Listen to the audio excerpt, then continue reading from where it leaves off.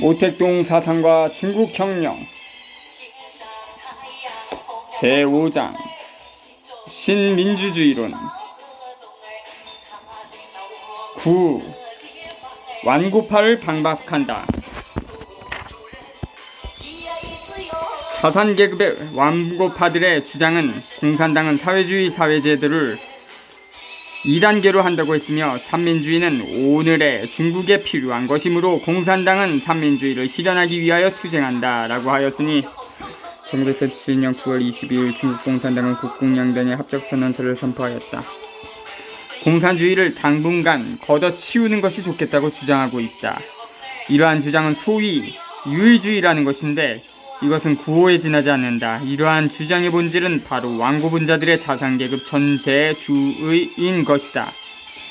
완곡하게 말한다면 무지의 소치라 하여도 좋을 것이다. 공산주의는 무상계급의 완전한 사상체계인 동시에 새로운 사회제도이다. 이러한 사상체계와 사회제도는 다른 어떠한 사상체계와 다른 어떠한 사회제도와도 구별되는 것이며 인류 역사가 시작된 이래 가장 완벽하고 가장 진보적이고 가장 혁명적이고 가장 합리적인 것이다. 봉건주의의 사상체계와 사회제도는 이미 역사 박물관에 들어간 물건이다. 자본주의의 사상체계와 사회제도도 그 일부분은 이미 박물관에 들어갔으며 러시아에서 그 나머지 부분도 이미 서산에 지는 해처럼 기울어져 죽어가고 있어 머지않아 박물관에 들어가게 될 것이다. 오직 공산주의 사상체계와 사회제도만은 천지를 뒤엎을 만한 줄기찬 자세로 온 세상에 뻗치면서 그 아름다운 청춘과 같이 전 세계에 퍼질 것이다. 중국에 과학적 공산주의가 있게 된 후부터 사람들의 시야는 넓어졌으며 중국 혁명의 면모도 달라졌다. 중국의 민주주의 혁명은 공산주의가 영도하지 않으면 절대 성공할 수 없으며 혁명의 다음 단계에 도달할 수 없다. 이것이 바로 자산계급 완고파들이 공산주의를 없애려고 하는 이유이다. 사실 이것은 없앨 수 없는 것이며 일단 없앤다면 중국은 망하고 마는 것이다. 지금의 세계는 공산주의가 최고이며 지금의 중국도 역시 그렇다. 사회제도에 관한 주장에 있어서 공산당은 현재의 강령과 장래의 강령, 최저 강령과 최고 강령의 두 부분의 사회제도를 가지고 있다는 것은 누구나 알고 있을 것이다. 현재에는 신민주주의이고 장래에는 사회주의이며 이것은 유기적으로 구성된 두 부분으로서 하나의 공산주의 사상체계에 의하여 영도되는 것이다. 공산당이 최저 강령과 삼민주의의 정치 원칙이 기본적으로 같다고 하여 공산주의를 걷어치우라고 주장하는 것은 헛된 수작이지 않겠는가. 공산주의자들에게 있어서는 바로 삼민주의의 정치 원칙이 자신들의 최저 강령과 기본적으로는 같기 때문에 비로소 삼민주의를 항일통일전선의 정치적 기초로 삼을 것을 승인할 수 있었으며 삼민주의는 오늘의 중국에 필요한 것이므로 우리 당은 그 철저한 실현을 위하여 노력해야 한다는 것을 승인할 수 있었던 것이다. 그렇지 않으면 이러한 가능성은 없는 것이다. 이것이 민주주의 혁명 단계에서 공산주의와 삼민주의 간의 통일전선이다. 손문이 공산주의는 삼민주의의 좋은 벗이다 라고 한 것도 바로 이러한 통일전선을 가리킨 것이다. 공산주의를 부인하는 것은 실제상 통일전선을 부인하는 것이다. 완고파도 바로 자신의 일당주의를 행하고 통일전선을 부인함으로써 공산주의를 부인하는 오류를 조작해낸 것이다. 손문, 성준산 전제, 삼민주의, 민생주의 참조. 하나의 주의, 즉 하나의 이념만 존재한다는 것은 통하지 않는다. 계급이 존재하는 조건에서는 계급마다 각각 주의가 있으며 심지어는 한 계급 내의 각 집단도 각각 주의가 있는 것이다. 지금 봉건 계급에게는 봉건주의가 있고 자산계급에게는 자본주의가 있고 불교들에게는 불교주의가 있고 기독교인들에게는 기독교주의가 있고 농민에게는 다신주의가 있으며 근래에 일부 사람들이 주장하는 케마주의, 파쇼주의, 위생주의이니 요등에 따라 분배하는 주의이니 하는 것들이 있다. 1933년 장개석 집단의 특무대장인 진립부가 반동무리들을 고용하여 유생론이라는 책을 발표하였다.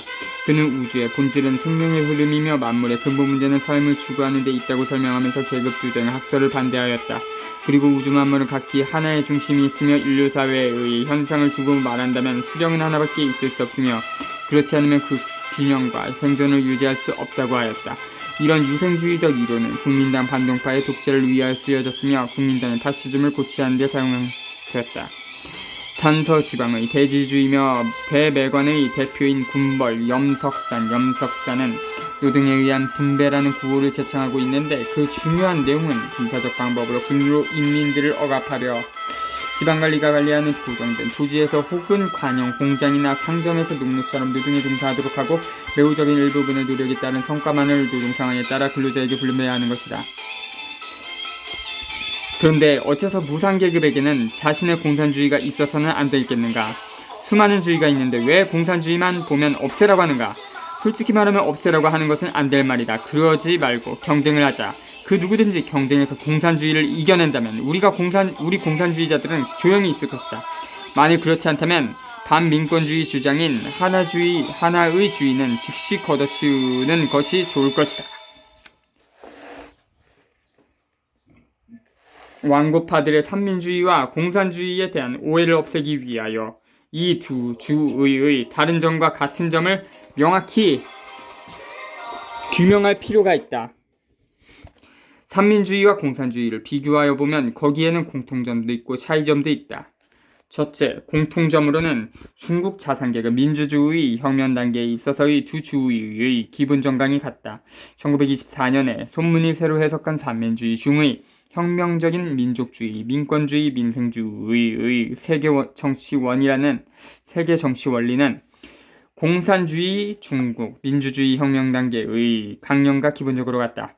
이런 같은 점이 있기 때문에 두 개의 주의, 두 개의 정당이 통일전선을 갖게 된다. 이 점을 경시하는 것은 잘못이다. 동일성이죠.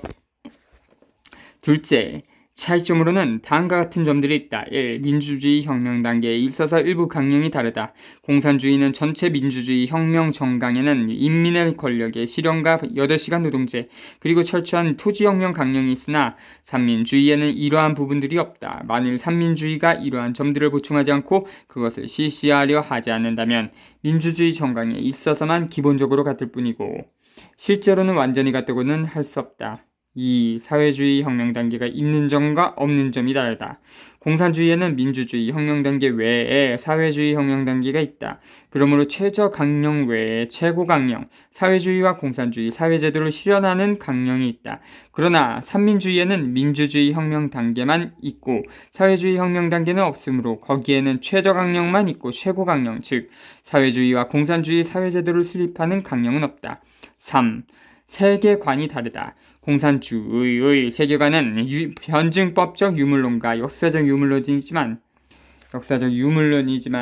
삼민주의의 세계관은 소위 민생사관이라는 것으로서 본질적으로 볼 때 그것은 이 원론은 유심론이므로 양자는 서로 상반되는 것이다. 4. 혁명의 철저성이 다르다. 공산주의자들의 이론과 실천이 일치하다.